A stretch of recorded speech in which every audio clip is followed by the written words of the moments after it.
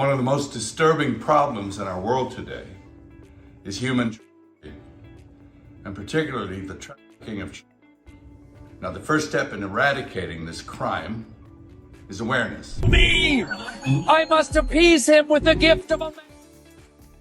Come to me! I must take you to the Northwest. No, take him! No. Don't leave me!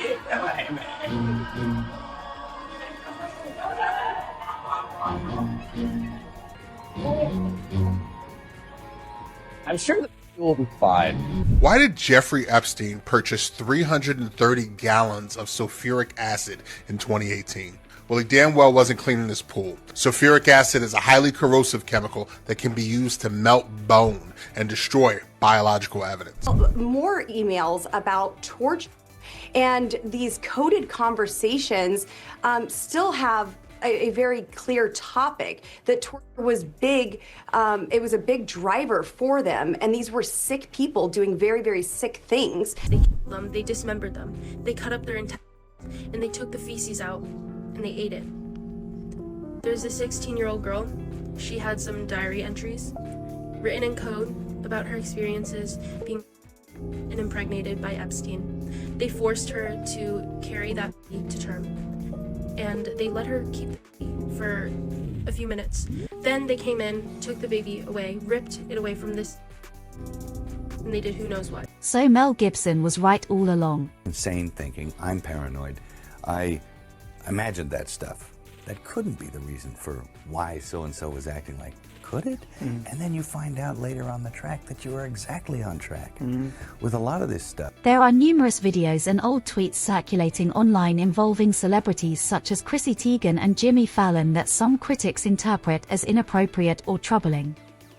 Supporters argue that, over time, the industry portrayed outspoken figures like Mel Gibson as controversial or unstable, while protecting other powerful individuals. Gibson's longtime friend, Terrence Howard, has reportedly advised him to stay safe, amid claims from supporters that there are ongoing efforts to silence him. Some believe there were previous attempts to damage his career, though others attribute his professional setbacks to his own public controversies. With renewed public discussion surrounding the Jeffrey Epstein case, certain commentators claim that Gibson's past statements are being revisited and reframed. Rumors about secretive rituals and misconduct among elites have circulated for decades, although many remain unproven. Gibson has spoken in the past about corruption within powerful institutions. In 2018, he supported the film Sound of Freedom as an executive producer. The movie centers on child trafficking networks and tells the story of a poor father in Honduras, Roberto Aguilar, who is deceived by a former beauty queen, Giselle, into allowing his children, Miguel and Rocio, to participate in what they believe is a legitimate modeling photo shoot to earn money. Instead, the children are trafficked through false promises and manipulation. The film portrays how international trafficking networks exploit vulnerable families across borders. It performed strongly at the box office, and according to Gibson, his involvement was not about financial gain but about raising awareness of exploitation and encouraging audiences to pay attention to what happens behind the scenes. He has also stated that the project faced funding challenges, which motivated him to step in and help bring it to completion. The most disturbing problems in our world today is human trafficking, and particularly the Now, the first step in eradicating this crime is awareness. At the time, many people didn't fully understand the message behind the film, and even after renewed attention surrounding the Jeffrey Epstein case, some remain unconvinced about the broader claims being made online. While Epstein faced serious criminal charges related to trafficking, many of the more extreme allegations circulating on social media have not been proven in court and remain disputed. Various conspiracy theories have resurfaced alongside discussions of the so-called Epstein files, including claims about suspicious purchases and alleged attempts at cover-ups.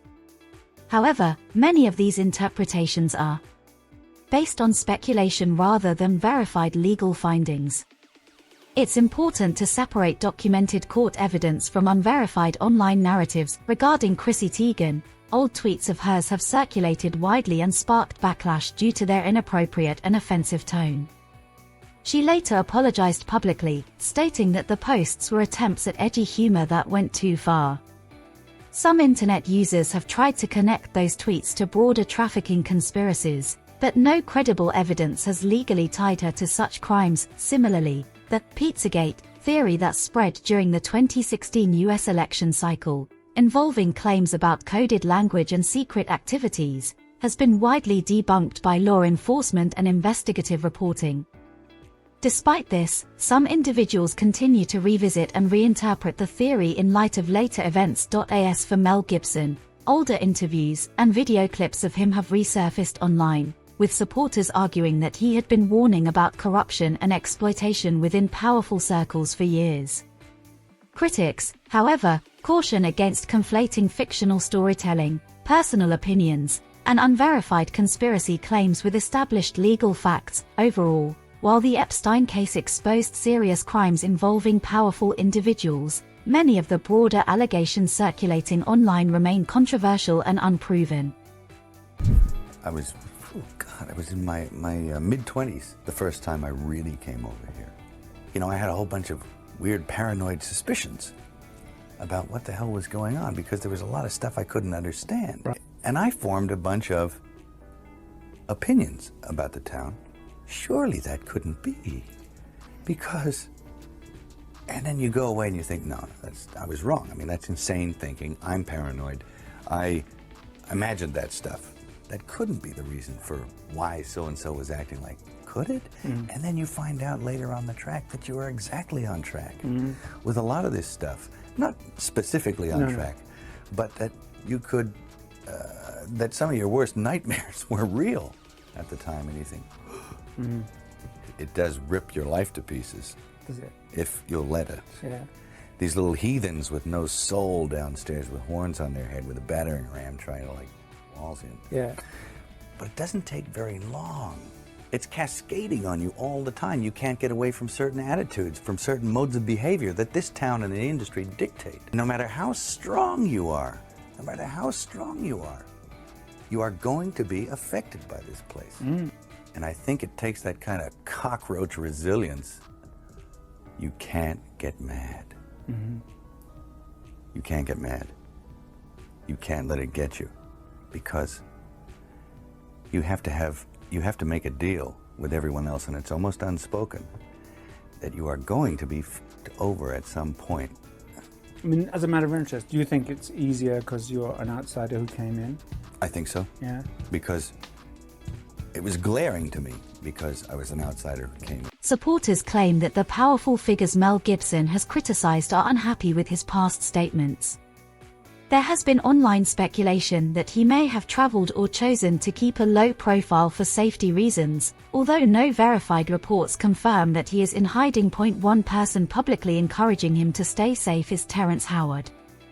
Howard and Gibson have spoken highly of each other in interviews, and Howard has previously said that Gibson helped him find redemption during a difficult period in his life. Like Gibson, Howard has also made controversial remarks about Hollywood power structures. He has alleged that certain elites engage in harmful behavior and has criticized what he describes as an agenda within the industry to feminize black men by diminishing their masculinity. His comments have generated strong reactions, with some agreeing with his perspective on representation and others rejecting his claims as unfounded. As with many discussions about Hollywood and elite influence, much of the conversation online consists of opinion, interpretation, and speculation rather than independently verified evidence. When you lose your man card, that's the only thing I can think of. You lose your damn man card. What is that? What do you mean by that? You give up your ability, your right to being a man. A man don't take it, a man gives it. So when you give up that man card, you don't get that back. Are you saying what I think you're saying? No, I'm saying what I'm saying. You don't get that back. You come into this world as a man one time. You give up that right for anything, for fear of being hurt, fear of somebody doing something, for wanting to gain something. When you give up that man card right, you lose some spiritual energy that has always been pushing through. Like if a woman gives up her womanly right. But when you give up your manhood, I've never seen somebody recover from it. That was all the people that went to the puffy parties. That was all the people that did all those things thinking that there was never going to be a consequence for what they were doing. Got punked out and pimped out by some greater desire. You shouldn't have a greater desire than being a man.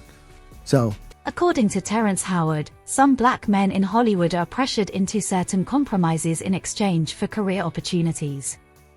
He has also claimed that actors are sometimes encouraged to wear dresses or take on roles he believes are intended to emasculate or embarrass them. During an interview with Revolt TV while promoting his film The System, Howard stated that he believes Hollywood views strong black men as threats and, as a result, attempts to portray them as less masculine.